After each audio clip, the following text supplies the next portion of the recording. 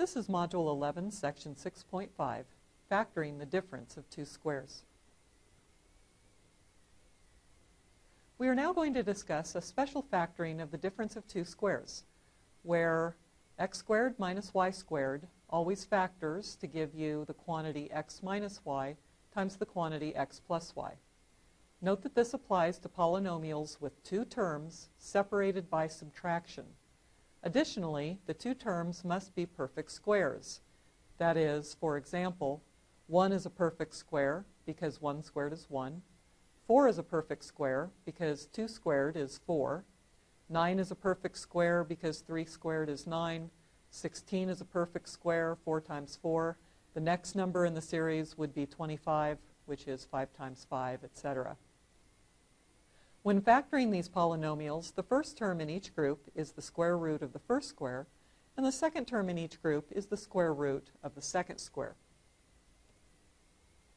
So, for example, if you were given this problem, a squared minus 9, and you were asked to factor by the difference of two squares, or just in general factor, your first step always is to make sure there's not a greatest common factor you could factor out of the group. Now, in this case, there's not. So the next thing you want to look at is see how many terms there are. Notice that there are two terms, and those two terms are separated by subtraction. That's important. If that was an addition operation, you could not factor that polynomial. But since we have two terms separated by subtraction, you now ask yourself, well, are those two terms perfect squares? In other words, can you break down a squared into some factor times itself? And the answer is yes. You can write a squared as a times a, because a squared is a squared. 9 also, is that a perfect square? The answer is yes. 9 is 3 times 3, or 3 squared. All right? So difference of two squares always factors out into two binomial groups. In the first position of each group is the factorization of the first term. So first position, first term. A squared broke down to a times a. So a times a goes into the first position. 9 broke down into 3 times 3. So the 3's go in the last position in each group. Now it's just a matter of putting in your operation. One of those groups is addition, one is subtraction, and that is the factored form of a squared minus 9. To check that, let's say you wanted to use the FOIL method to check it, just to prove to you that that indeed does work. Okay, if you multiply the first two terms in each of those factored groups together, you'd get a times a. Outer product, the outer two terms would be positive a times minus 3, so minus 3 times a. Inner product is positive 3 times a, or positive 3 times a. Remember, there's addition between all these. And last two would be a positive 3 times a negative 3. And then if you clean that up, you'd have a squared plus a negative 3a, or minus 3a, plus a positive 3a, plus 3 times negative 3 is negative 9. That's the same as minus 9. Notice that your outer and inner terms are like terms, and negative 3a plus 3a is 0a, or 0. So those two terms cancel themselves out, and you're left with a squared minus 9, which indeed is the original problem. Looks good, checks out. All right, x squared minus 64. Is there a greatest common factor you could factor out? The answer is no. So your next step is there's two terms separated by subtraction. So ask yourself, are those two terms both perfect squares? The answer again is yes. X squared is x times x. 64 is 8 times 8. So this does factor into binomial groups. The x goes in the first position in each group. The 8 goes in the last position in each group. 1 is addition, 1 is subtraction. And that is your answer. All right, let's look at 16y squared minus 81z squared. Again, your first step is to ask yourself, is there a greatest common factor you can factor out? And the answer is no. So your next question is, since there's two terms and it's subtraction, can you break out each of those terms into something multiplied by itself? 16 is a perfect square. It's 4 times 4. Y squared also is a perfect square. Y times y.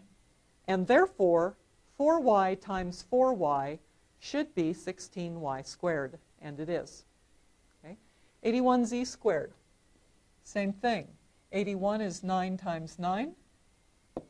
Z squared is z times z. Therefore, 9z times 9z is 81z squared. And so, when you factor that out into your binomial groups, the 4y goes in the first position. The 9z goes in the second position. 1 is addition and 1 is subtraction. 9x squared minus 100. Two terms separated by subtraction. Are the terms perfect squares? 9 is 3 times 3. X squared is x times x. Therefore, 3x times 3x is 9x squared. 100 is 10 times 10. And therefore, if you set up your binomial groups, you've got 3x in the first position of each group. You've got 10 in the second position. 1 is addition, and 1 is subtraction. As always, remember to factor out the greatest common factor, if appropriate. 3x squared minus 75, there is a common factor there of 3, so that's always your first step. Factor out the 3, which would leave you with x squared minus 75 divided by 3 is minus 25. Now looking in that group, can you do something further? There's two terms separated by subtraction. X squared is x times x. 25 is 5 times 5. Therefore, you've got, don't forget the 3 factored out initially, and then the binomial groups would be x in the first position, 5 in the last, 1 is addition, 1 is subtraction, and there's your completely factored problem. Finally, sums, which means addition of two squares, does not factor unless there is a greatest common factor you can factor out. So in this first example, notice there are two terms, and yes, x squared and 25 are both perfect squares. But the fact that there's addition separating them, and there is not a greatest common factor you could factor out, this problem is unfactorable because of the addition. Now, this second example on this page also has addition between two terms, but it does have a greatest common factor. You can pull out a 2, and so you would want to do that. Pull out a 2, and you're left with y squared plus 4. Now, at this point, you'd want to ask yourself, can I do something more? Y squared is a perfect square. 4 is a perfect square. But because it's addition and not subtraction, you can't factor further y squared plus 4, and so your answer in factored form is simply that greatest common factor of 2 that you could pull out of that group. So this is the end of Module 11, Section 6.5. You should now complete the homework for Section 6.5 found in my math lab, and when you have successfully completed the above homework, proceed to the video for Module 11, the integrated review.